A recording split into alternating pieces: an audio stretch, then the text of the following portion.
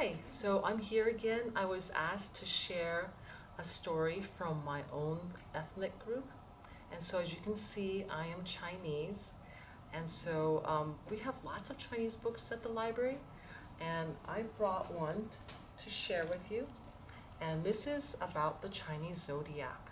So in the Chinese calendar, every 12 years is represented by a different animal.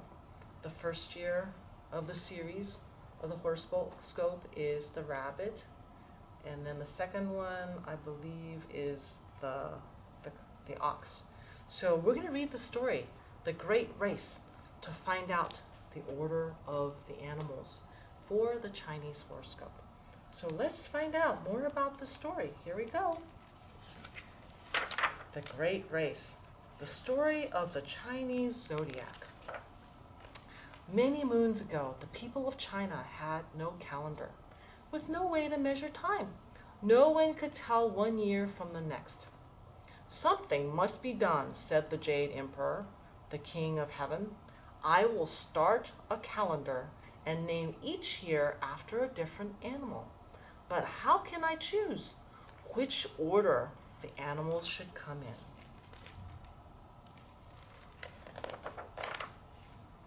I'll hold a race, the Jade Emperor decided. Yes, a swimming race across a wide river. I will name the years in the order the animals finish. The first year of our new calendar shall be named after the winner. He invited every creature in the kingdom to compete. Back then, rat and cat were best of friends. They traveled to the river together in great excitement. But when they arrived, their spirits dropped. The river was strong and swift. It rushed past with a deafening roar. And just look at all the other animals, wailed Cat. High above, circling in the sky, soared a creature with the head of a camel, the horns of a deer, a long beard, and eyes of fire. Dragon. Below him, Tiger prowled back and forth. Swinging from the tree to tree was Monkey, chattering with excitement. Snake was coiled around a branch. Rat thought she looked very calm. Close by, Ox waited patiently. Pig was wallowing happily in a pool of mud. Dog bounded around, wagging his tail. Hare was gazing up at the moon, which was still faintly visible in the sky. Sheep sat watching Cockerel preen his fine feathers, and Horse stomped his hooves and shook his glossy mane. I'm the smallest animal here, said Rat. We'll never win, howled Cat. Rat was silent, but his whiskers flickered and his tail twitched, and there was a gleam in his beady eye. Wait here, he told Cat. I've got a plan. Yes. Rat sidled up to Ox. How fine and strong you are, Ox, he said. Your back is so broad, I'm sure you could easily carry one or even two small animals across the river. Cat and I would love a lift.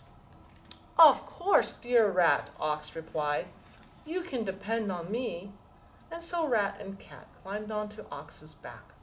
The Jade Emperor shouted, Ready, steady, go! There was a great squawking and bleating and snorting as the animals plunged into the water. Ox swam sure and steady. It was such a smooth ride that Cat curled up between Ox's shoulders. He closed his eyes and began to purr. Rat could see Pig still relaxing near the shore, and soon they passed Dog, who was playing in the water. Come on, Ox, urged Rat. Meanwhile, Cockerel had spotted something. A raft, he crowed triumphantly. Come on up, he called to Monkey and Sheep. This looks fun, Monkey shrieked as he sprang aboard. But are you sure it's safe? Sheep asked, clambering up. Rat watched the raft wobbling as Ox swam past. Overhead, Dragon curled through the clouds. He was too big to swim in the river, so the emperor had told him to race through the sky, braving the winds instead. "We're getting closer, Ox," shouted Rat. "Keep going." Ox swam on, sure and steady. Now they were catching up with Hare. Hare had sat gazing at the silvery moon for a long time, and it had given her an idea. She was hopping from round gray stone to round gray stone across the river, and there was Tiger using all his strength to battle through the currents. Ox swam on, sure and steady. "Now we're in the lead," cried Rat. Rat could just see the Jade Emperor waiting on the shore. He looked down at Cat, still snoozing in the sun. "Lazy animal," he thought to himself.